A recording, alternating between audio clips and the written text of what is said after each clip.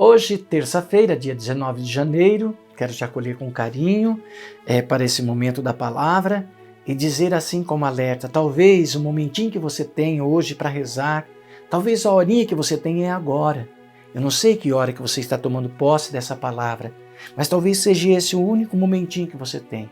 Então, se resguarde, tire o seu horário para você, quem sabe, saia do barulho, se coloque num lugarzinho onde você possa ouvir de fato, acolher no coração, te dar de presente esses minutinhos, como presente que vem do céu, a palavra de Deus, para iluminar a tua vida e para continuar a sua missão. Então, dê prioridade a esse momento que é um presente para você.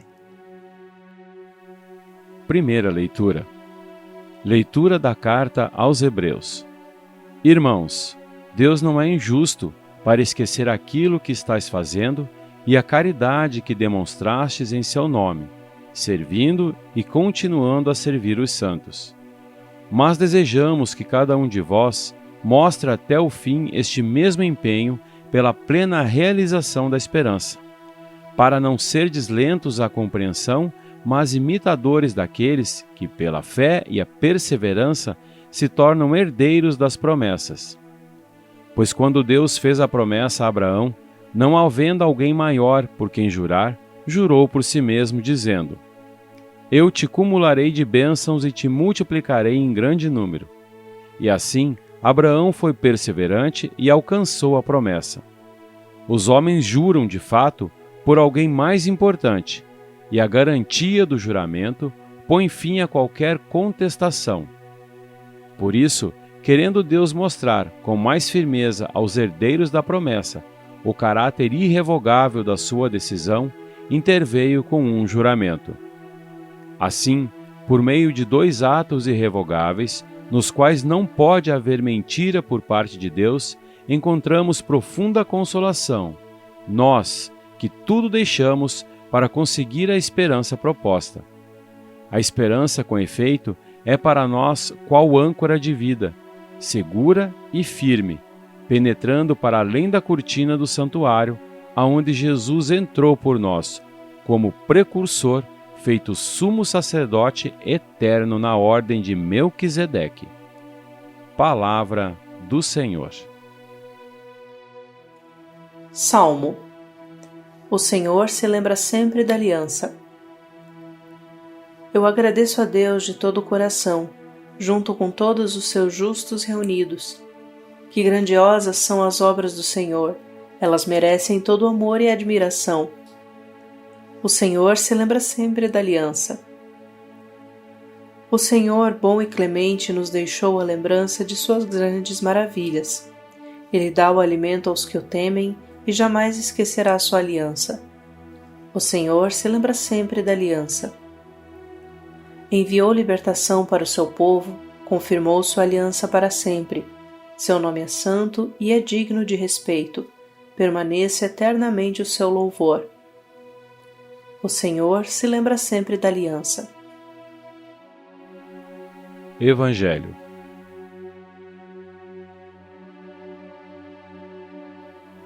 Proclamação do Evangelho de Jesus Cristo segundo Marcos. Jesus estava passando por uns campos de trigo em dia de sábado. Seus discípulos começaram a arrancar espigas enquanto caminhavam. Então os fariseus disseram a Jesus: Olha, por que eles fazem em dia de sábado o que não é permitido? Jesus lhes disse: Por acaso nunca lestes o que Davi e seus companheiros fizeram quando passaram necessidade e tiveram fome? Como ele entrou na casa de Deus no tempo em que Abiatar era sumo sacerdote, comeu os pães oferecidos a Deus e os deu também aos seus companheiros? No entanto, só aos sacerdotes é permitido comer esses pães. E acrescentou: O sábado foi feito para o homem, e não o homem para o sábado. Portanto, o Filho do Homem é Senhor também do sábado. Palavra da salvação. Muito bem, eu quero chamar a sua atenção, talvez você já foi chamado a atenção, né, pela graça de Deus, ao ouvir a palavra, mas para mim hoje ficou bastante forte ao escutar agora a liturgia, a palavra Deus não é injusto. Assim, em princípio, quando a gente fala, em primeira instância, todos nós admitimos, não, Deus não é injusto, Deus, e de fato não é. Mas quantas vezes na prática da nossa vida depois, a gente quer explicações desse Deus e a gente acha que ele é injusto sim. Porque a gente quer explicação que não tem, a gente quer revelação do mistério que a gente não consegue contemplar nem decifrar a sua totalidade e a gente fica a se perguntar diante de qualquer coisa na vida da gente, mas por que comigo? Por que deveria de ser assim?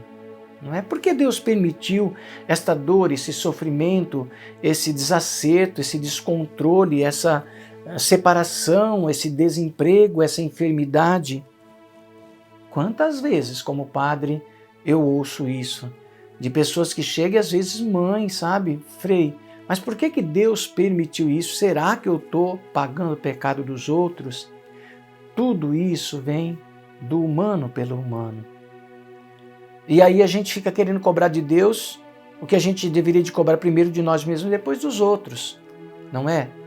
Então, para entender tudo isso, é preciso estar mesmo voltado à palavra e entender que Deus não pode ser injusto. Porque quando ele for injusto, ele se contradiz a si mesmo, deixa de ser justo. Quando ele for ruim, ele não pode ser bom. Então, numa ótica, Deus é a essência do bem. Então, tudo que sair de Deus não veio dele.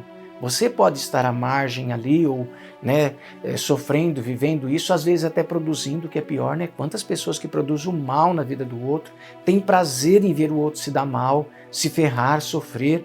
Certamente que essas pessoas não estão imbuídas com o Espírito que vem dele, né? Do Senhor. Mas entender que estas coisas, todas elas fazem parte da nossa vida. Mas, com a força de cima, nós vamos superando um dia atrás do outro. Que esse dia não seja um peso na sua vida, mas seja cheio da graça e da bênção de Deus. Pai, Filho, Espírito Santo. Amém.